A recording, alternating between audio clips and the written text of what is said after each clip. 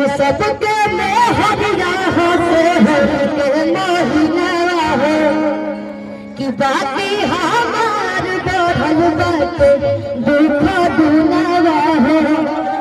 अरे खूबे लगल हो भोर के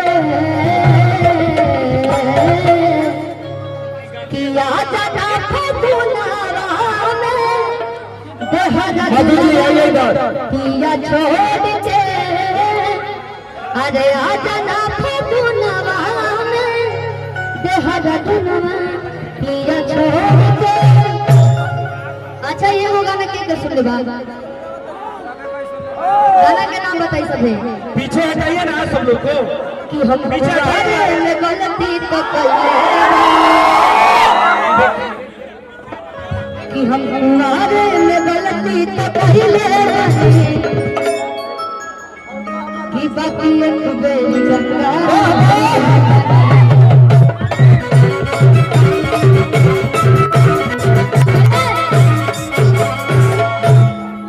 अरे मैं भर गए गोरी कुछ कैले रहू की ना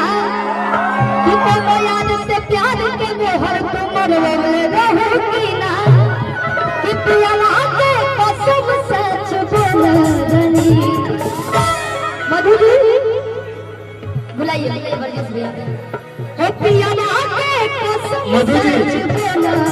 मंच में से हटिए यार आप लोग प्लीज बीच में से भाई मेरे उतर जाइए छोटी छोटी छोटी भी नहीं है ये छोटी खुशी जी कि ये छोटी सहारा छोटी से छोट लगता बहुत सारा गाना के आशीर्वाद कर मिलो कि ताजा ताजा फूल रसदार बड़ुए अरे वही तो गरम बाजार बड़ुए ए भाई पीछे आ जाओ रसदार बड़ुए चलते हैं हेलो हेलो तो ताजा ताजा फल रसदार बड़ुए और वही तो गरम बाजार बड़ुए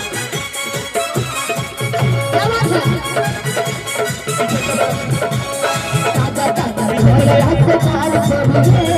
और वही तो गरम बाजार बड़ुए चलो मेला पावा मेला हम पीछे के हो चलो ठेला पावा के लाले हम पीछे के हो प्रोग्राम बंद हो जाएगा रात में प्रोग्राम नहीं हो गया उतारिए सब लोग उतारिए प्रोग्राम नहीं होगा अरे भाई प्लीज तो आने जाना खाली कोई मर के परेशान सही ले पड़ा जाए देखिए हमारे गाँव नहीं हो गई हम दो चार गो गा ले दो चार गो गा ले ब्रजेश भैया कहले हैं कि 5 मिनट रुक जाए कहीं नहीं खोले दे दिया अपना घरे आई बनी कहीं बाहर नहीं किया मंच पे इतना लोग आ जाता बतावा बाहर से लोग कलाकार आई बका सोची रउआ लोग से निवेदन बा रउआ लोग के कार्यक्रम है भैया के मन बा कि एगो डांस करके चल जाए ये नु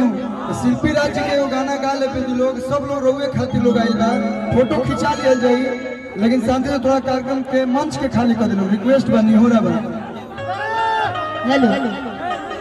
कि चलो ठेला पावा मेला ले हम बीची के हो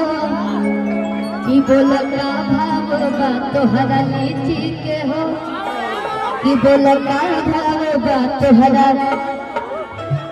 अरे ताजा ताजा छोल रसदार बड़ुए अब हम तो गरम बाजार बड़ुए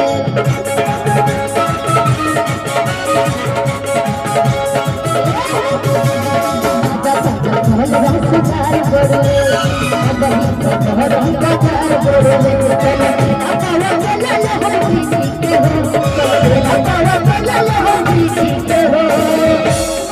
कि बोलका तोहरा लीची के हो तोहरा लीची के हो